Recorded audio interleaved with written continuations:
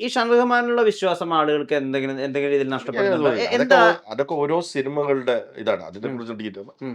ഓരോ സിനിമയ്ക്കും ഓരോ എക്സ്പെക്ടേഷൻ. ആളുകളെ അത് സംബന്ധിച്ചിടത്തോളം ഷാൻ റഹ്മാൻ തന്നെ ആയിരിക്കും ക്രിയേറ്റീവ് ഡിഫറൻസുകൾ നമുക്ക് ഓരോ സിനിമയിലും ഉണ്ടാവും. പല ഉണ്ടാവുക എന്നുള്ളത് സ്വാഭാവികമാണ്. ആ സിനിമകളിൽ എന്താ സംഭവിച്ചതെന്നുള്ളത് എനിക്കറിയില്ല. നമ്മുടെ ഇതിൽ ഒറിജിനൽ മ്യൂസിക് ഡയറക്ടറും ഒറിജിനൽ തീമും ഇതിൽ ലോഡ് കൂടുതലാണ്. ഉം. ഇതിൽ ലോഡ് എന്ന് പറയുന്നത് ഒരുപാട് ലോഡുണ്ട്. കാരണം പഴയ കാലം പുതിയ ഉം. കാലം ഉം. അങ്ങനത്തെ ലോഡ് കൂടുതലുണ്ട്. ഉം. ഷാൻ റഹ്മാന് തന്നെ മ്യൂസിക് ഡയറക്ടറും ഷാനാണ്. ഈ പഴയ തീം ആണെങ്കിൽ ഇതെല്ലാം റീഡു ആണ്. ഉം. പുതിയ ഇൻസ്ട്രുമെന്റേഷൻ, പുതിയ അത് ബിജിഎത്തിന്റെ ഭാഗമാണ്. സോ ലോഡ് കൂടുതലാണ്. അപ്പം നമ്മൾ ഒറിജിനൽ ബാക്ക്ഗ്രൗണ്ട് സ്കോർ എന്ന് പറയുന്ന ഈ ഫ്രഷ് ആയിട്ട് വരുന്ന ബാക്ക്ഗ്രൗണ്ട് സ്കോർ ഉണ്ട്. ഉം.